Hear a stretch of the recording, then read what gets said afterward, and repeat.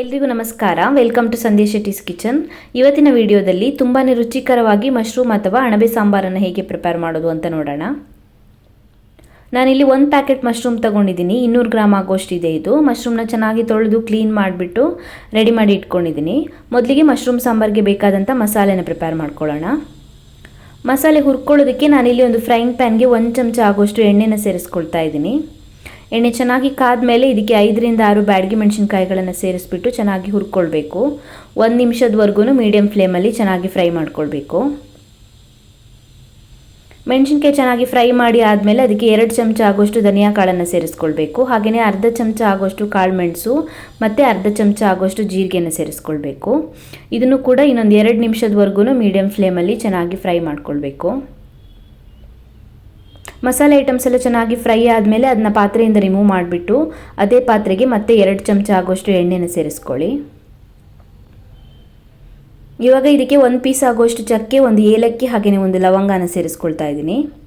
ಹಾಗೆಯೇ 2 ಹೆಚ್ಚಿರುವಂಥ ಈರುಳ್ಳಿನ ಸೇರಿಸ್ಕೊಳ್ತಾ ಇದ್ದೀನಿ, ಕಟ್ ಮಾಡಿರುವಂಥ ಈರುಳ್ಳಿನ. ಹಾಗೆಯೇ 4 ರಿಂದ 5 ಬೆಳ್ಳುಳ್ಳಿನ ಸೇರಿಸ್ಬಿಟ್ಟು ಚೆನ್ನಾಗಿ ಹುರ್ಕೊಳ್ಬೇಕು. 1 ನಿಮಿಷದವರೆಗೂ ಹುರ್ಕೊಳ್ಬೇಕು ಇವೆಲ್ಲವನ್ನು.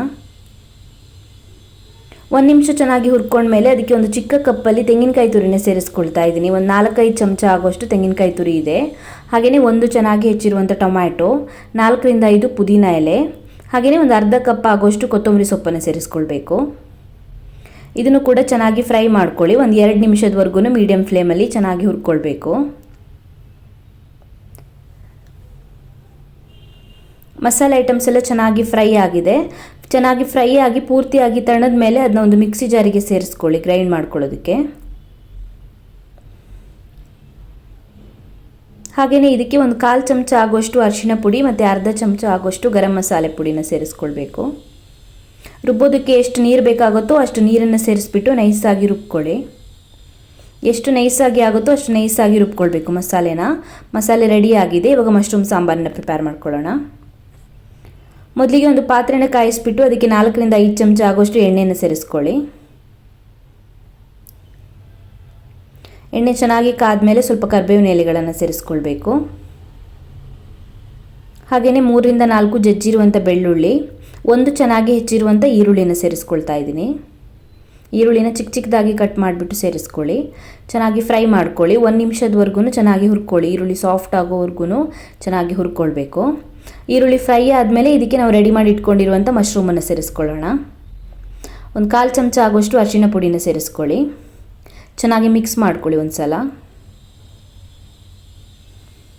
ಮಿಕ್ಸ್ ಮಾಡ್ಕೊಂಡ್ಮೇಲೆ ಮಶ್ರೂಮ್ಗೆ ಎಷ್ಟು ಉಪ್ಪು ಬೇಕಾಗುತ್ತೋ ಅಷ್ಟು ಉಪ್ಪನ್ನು ಸೇರಿಸ್ಕೊಳ್ತಾ ಇದ್ದೀನಿ. ನಾನೊಂದು ಅರ್ಧ ಚಮಚ ಆಗೋಷ್ಟು ಉಪ್ಪು ಹಾಕ್ಕೊಂಡಿದ್ದೀನಿ. ಮತ್ತೆ ಚೆನ್ನಾಗಿ ಮಿಕ್ಸ್ ಮಾಡ್ಕೊಳ್ಳಿ. ಮಿಕ್ಸ್ ಮಾಡ್ಕೊಂಡ್ಮೇಲೆ ಒಂದು 5 ನಿಮಿಷದವರೆಗೂ ಮೀಡಿಯಂ ಫ್ಲೇಮಲ್ಲಿ ಬೇಯಿಸ್ಕೊಳ್ಬೇಕು, ಮುಚ್ಚಳನ ಮುಚ್ಚಿಬಿಟ್ಟು.